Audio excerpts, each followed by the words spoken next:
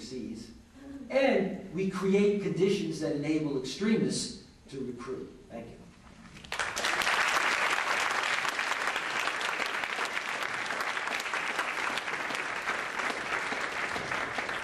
We have 15 minutes for questions, answers. No, please no speeches, just questions and answers, because you remember Leslie Gore's song, "It's My Party." Now, those of you that are old enough know the next line is, "I'll cry if I want to." I just like the first line.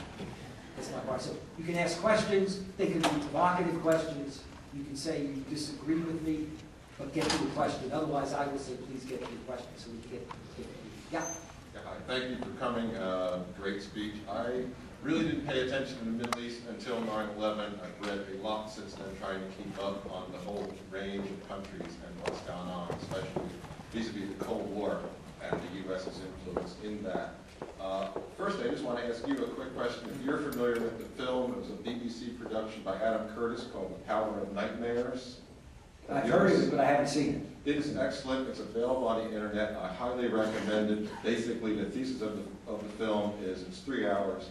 It's a parallel rise of Islamic fundamentalism and the neoconservative movement. And it traces them from the 40s with Leo Strauss in Chicago, at Chicago School, and Said Qutb coming over from Egypt. It's fascinating. Anybody, please see Power of Nightmares.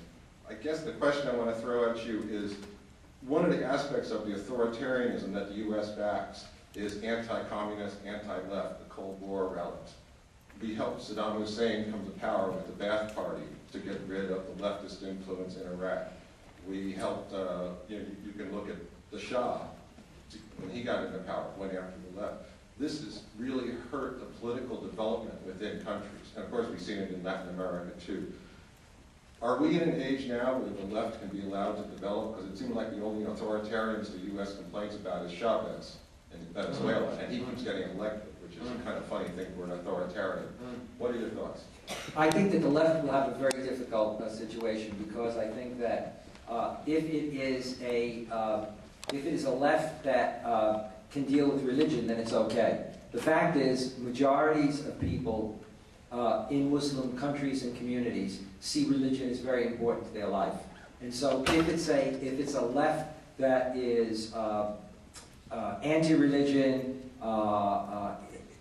is secular in the sense of being anti-religious, then no, it won't fly. And it also, obviously, it's also going to have pressure from authoritarian governments, but also many, within. If it is what I would call a kind of liberal left, and one that is also open to the role of religion, then I think it can move. But for the foreseeable future, religious discourse is a great source of legitimacy. It needs to be used for legitimacy. Yeah. Thank you for coming. But other than the Gallup poll, I've got some big term papers this semester, and you referenced going back for hard data. What are your favorite sources? Pew? Pew has a lot of data on this area. Zogby also, but not as much. But Pew and Gallup have done the most surveys, both on attitudes in the Muslim world as well as Muslim communities in America and Europe. If you go to Pew's website, it's easy to find. If you go to Gallup's website, go to their MuslimStudies.com or something, Gallup.com, and you'll find all kinds of, not only do we find data, you'll find articles based on the data. Thank you. Good. Yes. Right here. My name is Mohammed Ulufa. I am professor of emeritus at Cairo University. And I was honored by giving a comment on your great president about his lecture in Cairo University. I have seen this opportunity about meeting such a great man, giving such an excellent lecture, to have few points. One, I see that the media in America always consider the terrorist Muslim. Actually, the terrorist should be considered terrorist, not Muslim. Any person who resorts to use violence in the name of Islam or any religion really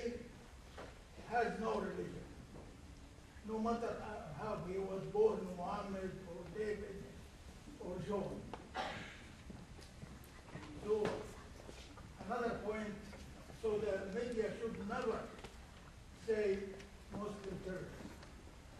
Sometimes I suffer at the airport because my name is Mohammed. And that's wrong, because terrorists are not linked to Islam. Anybody who resorts to Islam has no religion. But, okay, just now we got that out of the way. You mentioned the dichotomy about the right and the left, right? Now you have the right conservatives. But what about the stronghold that corporate America, which includes both people from the right and the left, have on foreign policy? Because you didn't mention, I just wanted to see your take on that, the corporate America, the stronghold that has Federal Reserve and whatnot. So, Well, you know, I'm not an expert on corporate America. I mean, members of my family are, but I'm not. I think that part of the problem that we have, not only in the Muslim world, but globally, is the issue of globalization. And that is, to what extent can one demonstrate that globalization is not simply still something that benefits the powerful countries more than those that aren't. And what fuels that is a corporate culture, which we've seen in our own country and Europe in terms of our domestic problems, a corporate culture of greed. My wife's a former corporate executive. She didn't represent that, but she did get a golden parachute though. Anyway, yes, I married well. But the reality of it is that corporate culture of greed means that it enables corporations to operate with an understanding of capitalism, which can be very narrow and exploitive.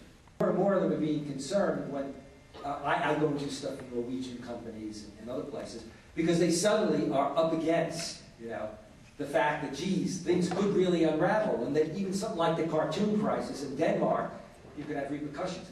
But I think, you know, part of the problem is that until a critical mass of corporations begin to change their corporate culture when they deal internationally, and what they look for in administrations in terms of either doors, you know, opening and the way they want to see doors opening, they can actually become, you know, part of the problem. And I think that that's a real issue. And I think that Dick Cheney represents the worst of that. Not only because of his political position, but the company that he worked for, and the influence that it continues to have, the money that it's made, etc., and the way in which, you know, we just look the other way with regard to Halliburton. And if you look at the problems that we've had for 30 or 40 years with major defense contractors, you know, let alone when people then start dealing overseas. The first President Bush, after the first Gulf War, announced that he was going to work at limiting arms sales. That was a major thing in the Middle East. And one of the first things he did, because of the pressure, was for America to rush in, you know, and sell even more weapons and hardware, etc., and the Europeans do the same thing, etc. And so that's where corporations become a major part of the problem. Yeah, next. Oh, sorry, I didn't realize that anybody else.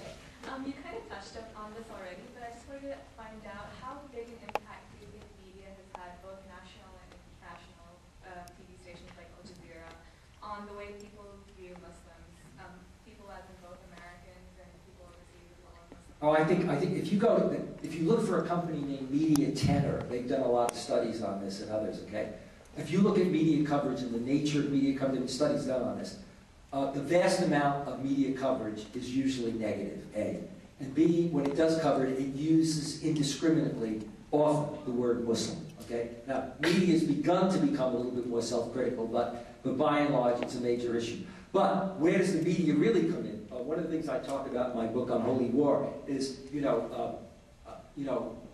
why do they hate us? And then the second thing I say is because they see more than we see.